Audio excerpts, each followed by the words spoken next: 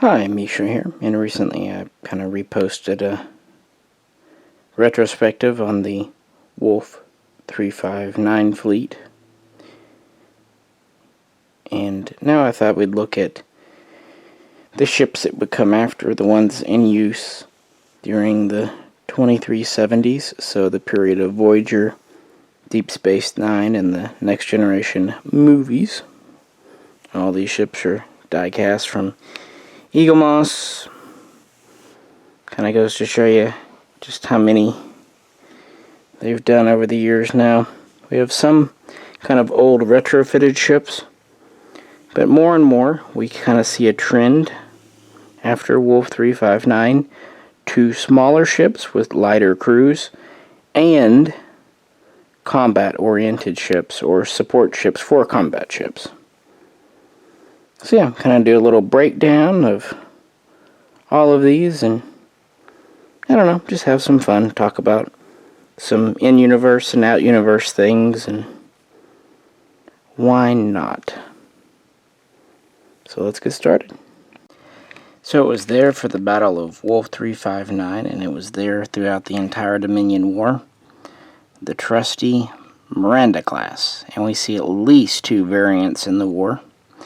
There is a variant with what look to be upgraded engine nacelles that glow and maybe extra impulse thrust, but otherwise the same.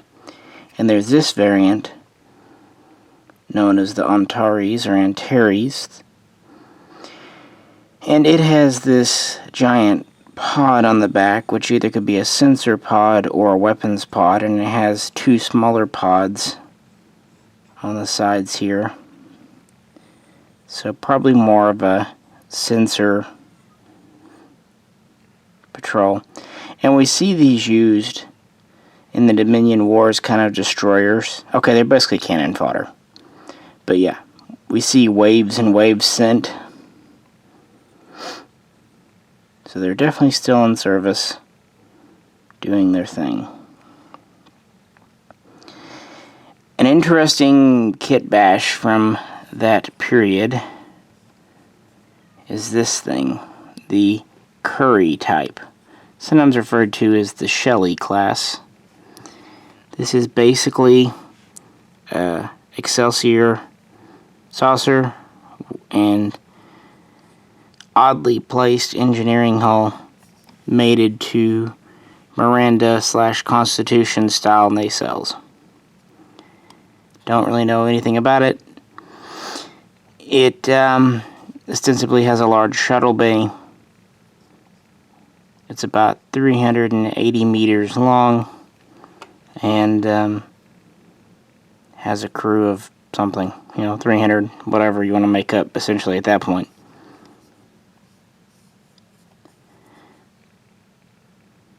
A little more to it. We have this ship. This is the Centaur type, which is again a kit bash, using mostly Excelsior parts, but a bit from the Miranda too. But it definitely has much more of a sleek flow because it was more of a close-up scene ship. It's quite small. It's only about 210 meters. Has a crew of about 300. And this was used as a patrol escort destroyer type in the wars.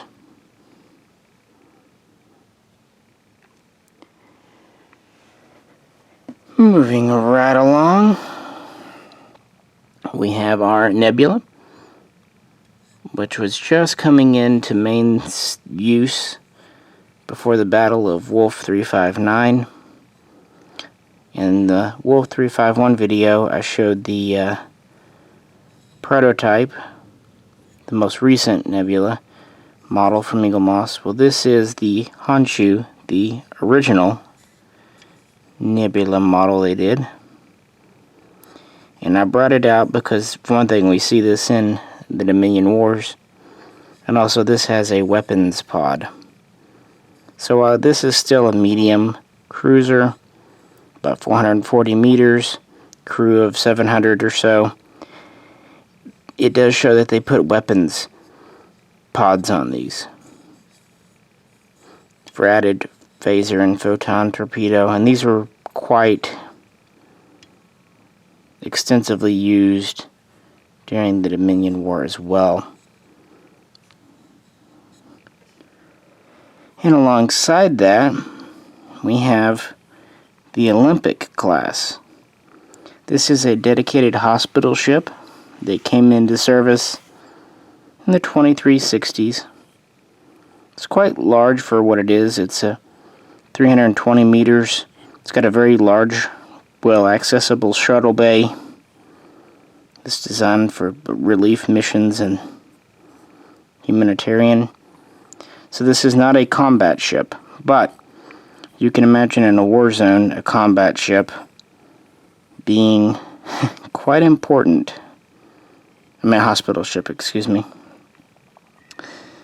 So this is referred to a few times in Deep Space Nine, the USS Nobel. And finally, not directly seen in Deep Space Nine, but of that era, we have the Nova class. This is, of course, the USS Equinox. Now, this was a science survey ship meant to replace the aging Miranda and the always being destroyed Oberth. And it's here because even though this was a science ship, it had much more defensive and even offensive capability than the Oberth before it. It's about 220 meters long with a crew of about 80. And it did have phasers and photon torpedoes.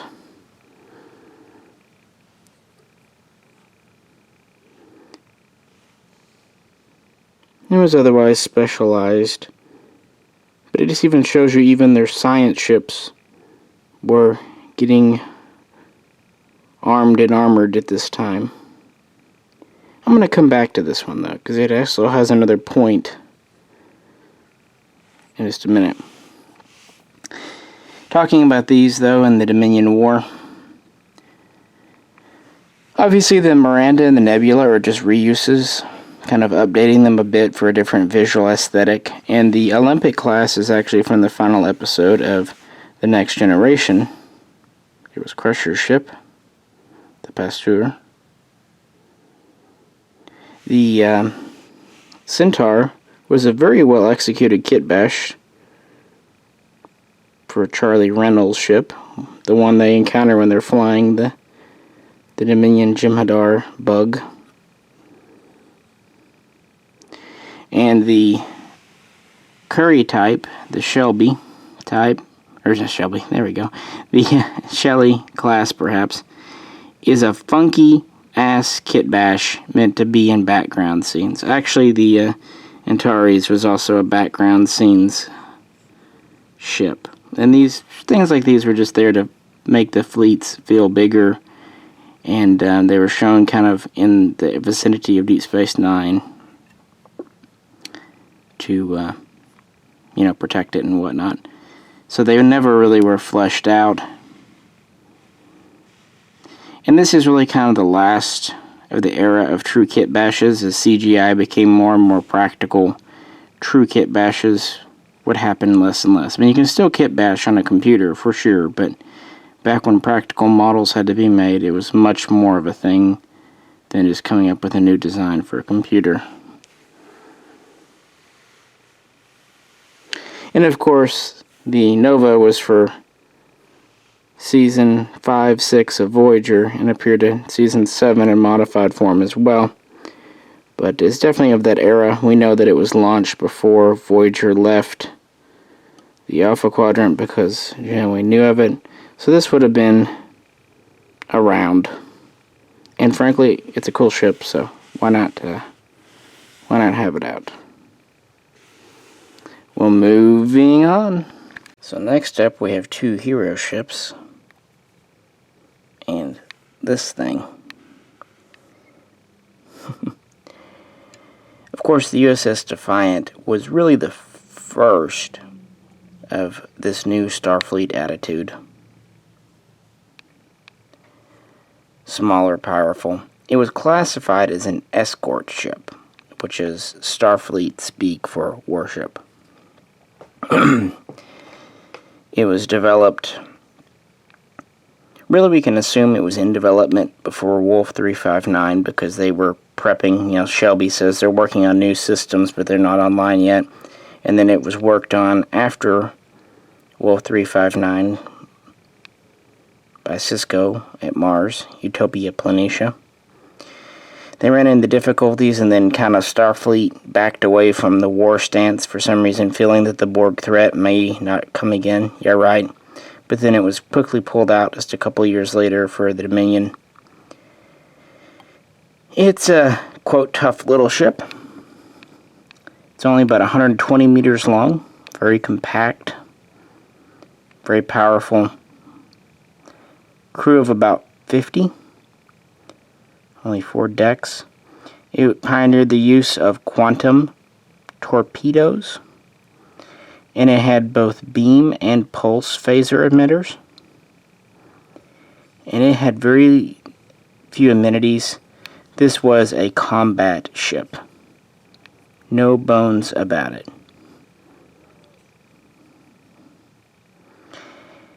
Notice the overall design and how the bridge is at least somewhat recessed. One reason I brought the Nova out, this was actually one of the prototype kind of study model concepts for the Defiant. It was never used, and then later fleshed out and realized in Voyager. But one artifact you can see is the recessed bridge in the Nova. That's left over from when this was originally going to be a warship.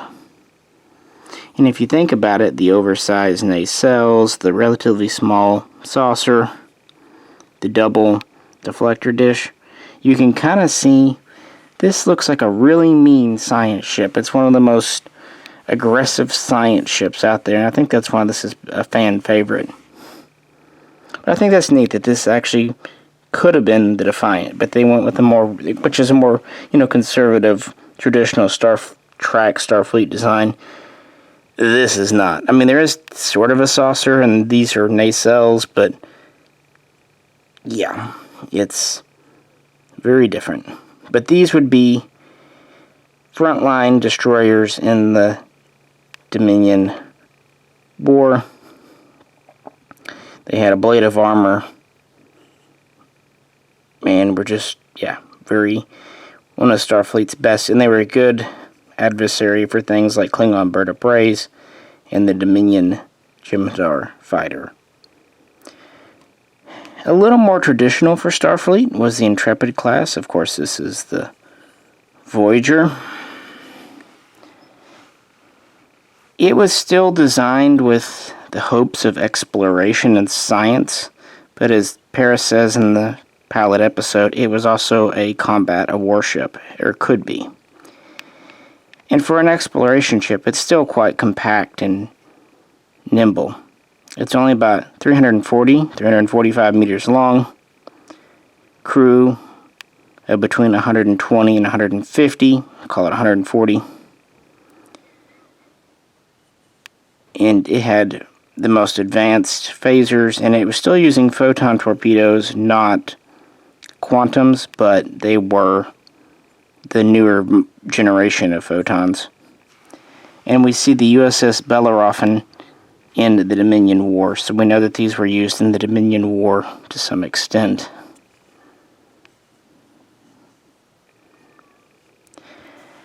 We also see this thing, the Jaeger type, perhaps Jaeger class. This is what I've always thought of as if Janeway and Chakotay had a metaphorical love child. It is an Intrepid saucer and nacelles joined to the wings and body of a Maquis Raider. Okay. Now, in universe, this is said to be kind of a quick and easy replenishment ship. These are cheaper and easier to build.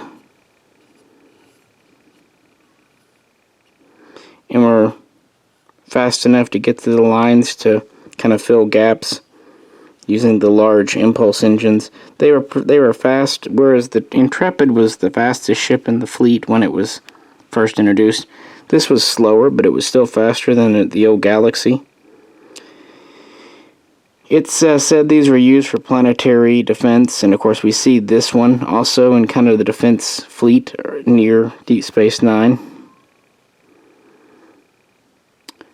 It's a little longer than the Intrepid, so it's said, at 400 meters, but it has a smaller crew of only, well, I guess no, it's not smaller, sorry, mental fart there. A little bit larger crew of about 200, so that checks out, I suppose. It's only said to have one photon launcher, but have good phasers, and it's said to be better armored and reinforced, so more durable. But of course the reality is this is just yet another kit bash. And this looks like someone was drinking a little early on a Friday night and having fun, and for that, I love it. This looks like a fun ship. This looks like the kind of crap a good friend of mine back in grade school and I would glue together on a bored day. I kind of like it. It's definitely a love it or hate it ship. But yeah, this was definitely in the Dominion War, is a cheaper alternative to the Intrepid.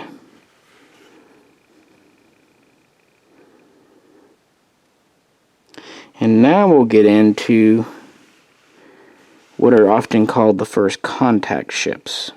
But they were definitely frontline in the Dominion War too. So these all came online very close to each other, between 2368 and 2370. And one of the first was the Steamrunner class, classified as a heavy frigate. It was about 365 meters long, crew of around 200. It's said to be a patrol ship, maybe a resupply ship, also a policing ship. It is definitely combat oriented. It's a very compact hull. Very interesting engineering section way back here. It's said to have a very good phaser arc using beam phasers, and to have 2 torpedo launchers with rather large magazines for its size. So it's pretty well armed. Just kind of a tough little ship, just bigger than a Defiant.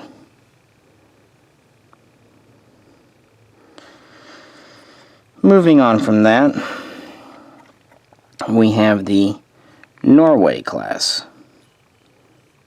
This is an interesting one. She's about the same size, about the same crew. They're both in that 365, 370 range, crew of around 200.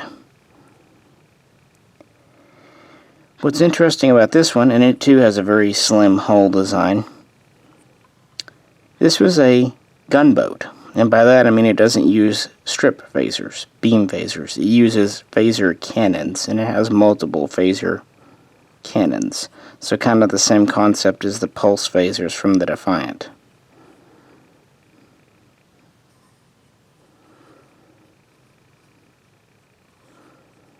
And since these two were designed at the same time for the movie First Contact, it's no wonder that they look similar. What doesn't look similar is this one, the Sabre class. It's quite a bit smaller. It's about 190 meters. So it's in between the Defiant and the Norway in size. And like the Defiant, it has a crew under 100, around 50 probably. It too has a very compact design. This was kind of sold to Starfleet as a potential science ship, but in reality, like the Defiant, it's a destroyer, it's a warship, or an escort ship. Most of its firing arc tends to be at the front, but that's okay because it's a very thin profile, quite small ship, and it's very fast and maneuverable at impulse. It's actually, for its size, very capable, and it is a little more rounded than the Defiant. It may not be quite as good of a warship as the Defiant, but on the other hand, it does have other abilities. It has more science and medical uses. Still limited, but more than the Defiant. And it was also cheaper and easier to produce than the Defiant. So these were used in large numbers during the Dominion War.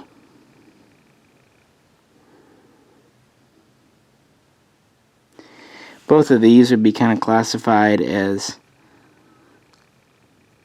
heavy frigates or light cruisers, leaving the way for the medium cruiser in the fleet to be this one, the one that probably is everyone's favorite, the Akira class.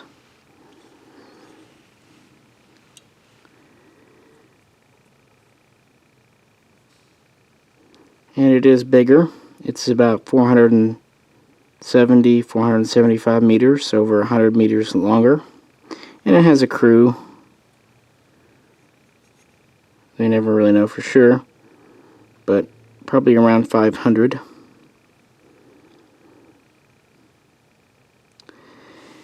It too kind of takes that flat design, but a little more going on. Some people have claimed some crazy stuff, like it has 3,805 torpedo launchers with 11,806 torpedoes in them. In reality, no. It does have good torpedo batteries, and it has front and rear firing. It has this module on the back.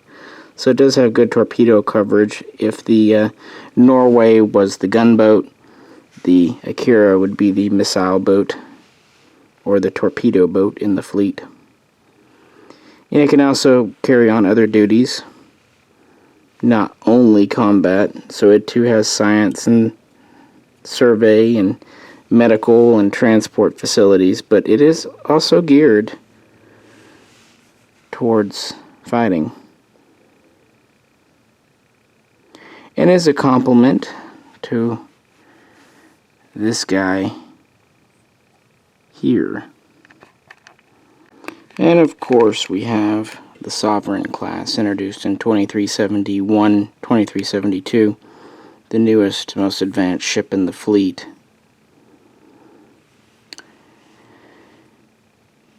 At the time of the second board cube, and used in the Dominion War, but not a lot because this was a large and expensive ship. It's 685 meters with a crew of at least 700, possibly closer to 800. Quantum torpedo launchers, a blade of armor, regenerative gel packs for bio-gel packs like on the Intrepid. Pretty much took everything from the Defiant and Intrepid and scaled it up. This is a heavy cruiser built for combat, but it is not a dedicated warship. It really does have good, if not great, science, medical facilities, so it was kind of still built with the hope of peace and exploration.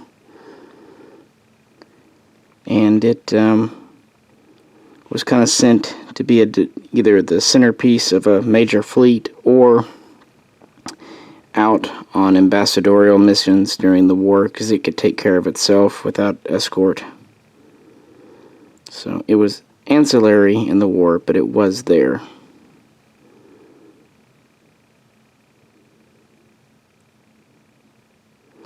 And to Starfleet, showing that they can still build advanced and large ships. Interestingly, this concept in the Star Trek universe dates all the way back to before the Cardassian Wars, back when the Klingons are still aggressive and the design was kept kind of around as a what-if, best we can do warship if it ever was needed. And eventually, after Wolf 359, it was. The Akira 2, over here, was designed it was designed in the 2350s, but the Federation didn't put a lot of priority onto it until after Wolf 359, and it too was designed with combat. So these two are very specialized. Really, the whole First Contact fleet was. Leaving our final ship, seen in Voyager, the Prometheus class, USS Prometheus. Our only 4 nacelle here. This was designed as a warship, also deep space explorer. And it's pretty good size. It's over 400 meters.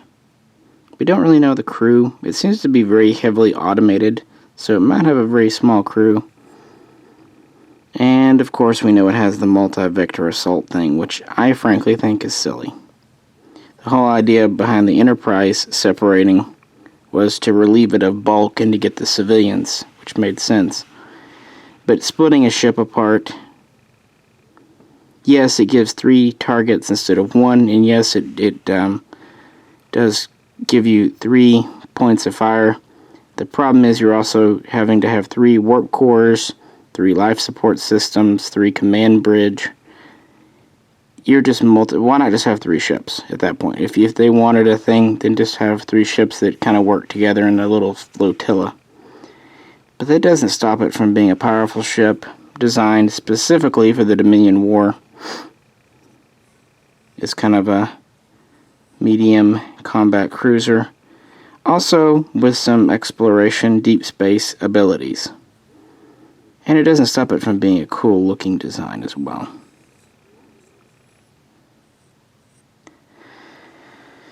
So yeah, those are the ships from that time period, from Eagle Moss. So what about ranking them? Just personal feelings now that we're into 2020 and the collection's wrapping up and we've pretty much got all we're going to get here. Which do I like the most? So as I did with the Wolf 359 video when I was kind of ranking them, I've down selected. I took out kind of the older ships like the Antares and whatnot, just because we've seen those before, and also the Sovereign class because we've seen several of that, kind of looking at more unique models from Eagle Moss. And I also took out the Curry type, because I know if I'd left it in, that would have been everyone's just raging favorite, so you know, it's just not fair to the other ships. Even with that, I'm still left with 9 here, because it's, you know, it's a big era. So, not that I dislike any of these, otherwise I wouldn't, you know, I think they're all neat for their own reasons, and all represent kind of something. Who would be my least favorite having to pick?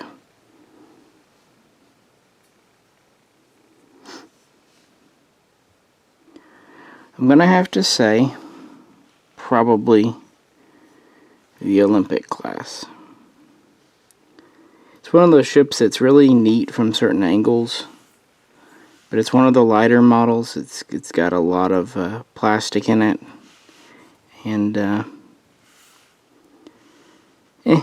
I do like how it harkens to the Daedalus, but of the 9 remaining, it's probably my least favorite. But it's still one I was really happy to get, because it's nice to see a medical ship. So who would be number 8? As you can tell, I really didn't. I intentionally don't kind of pre-plan these. It's more fun this way, I think.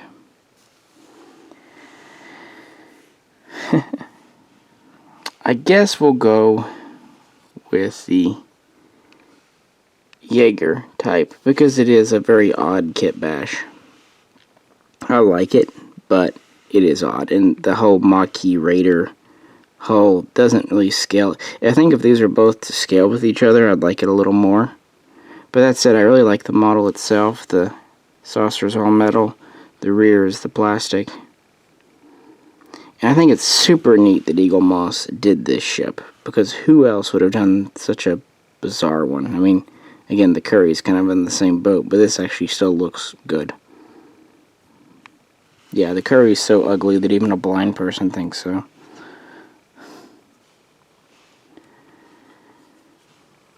So what about number 7? I guess this will get me some flack. I would say the Prometheus. It's really neat they did it. I like 4 nacelle ships. I think the model is very well done. It's a pretty thin model, but that's just how it was. But the multi-vector assault thing is just a very bizarre gimmick.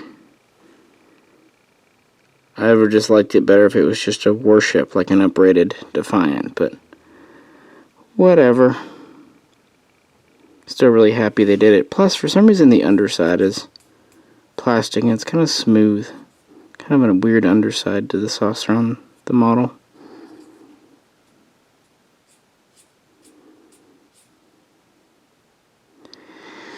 Anywho, number 6.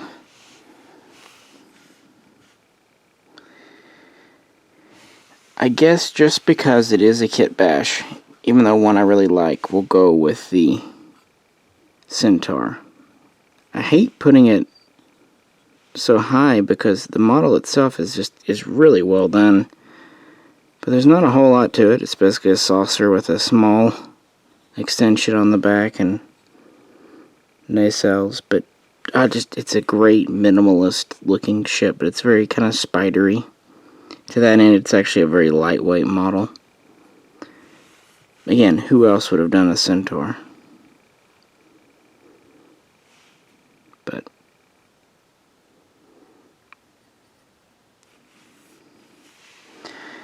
number 5.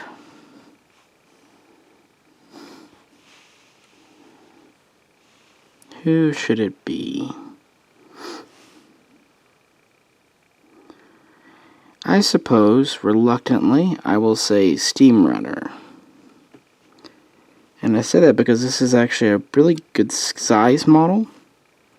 It's also very heavy. It also has kind of the plastic under piece like the Prometheus, but the whole top piece is one big chunk of metal. So that's neat. And I just think the design is so weird for Starfleet. Not exactly cool, but just weird. But there's always the question of how would you even get back here to the deflector, since the only thing connecting them is the nacelles. So it's a little oddly thought out design.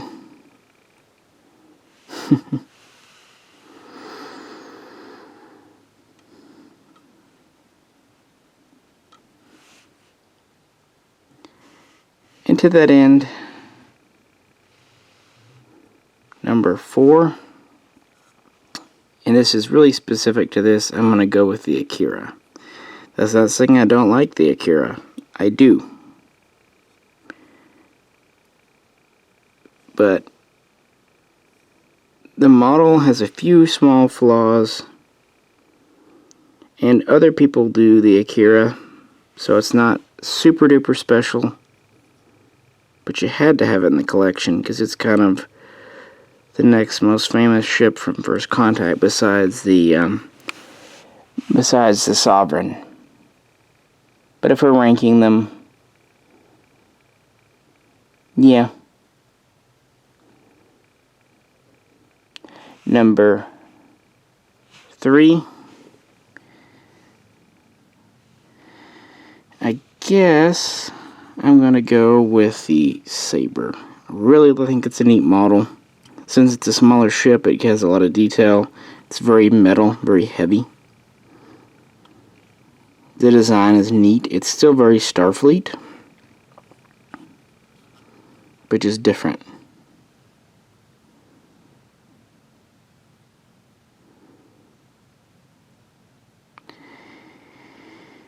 And then number 2, just because we're having, this is just, the last one have just been random really. I guess the Nova. It's a neat model, well done. I always thought it was cool from Voyager. I think a few others have done the Nova, but, and it just fits in with the Sovereign and the Intrepid so well, and it's nice to finally see a new science ship after decades of Oberth.